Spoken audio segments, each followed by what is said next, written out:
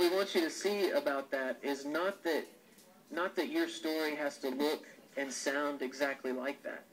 And I think some people sometimes have heard that story and thought, oh, if it's not just like that, and if I don't see a picture and I don't hear a voice, then it can't be. No. Listen, all we're saying is be led by the Spirit of God.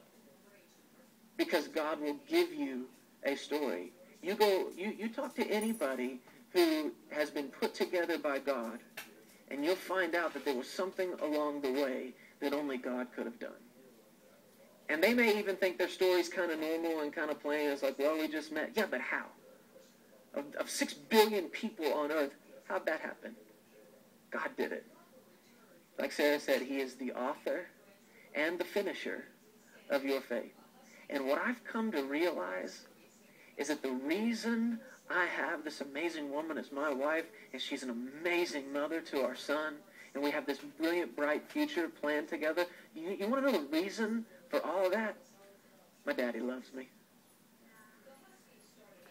Because of him who loves me. I felt like I conquered the world when I got to be this girl's husband, and I am more than a conqueror through him who loves me. Man, you got to take that revelation and make it your own and claim it. Stand up on your feet.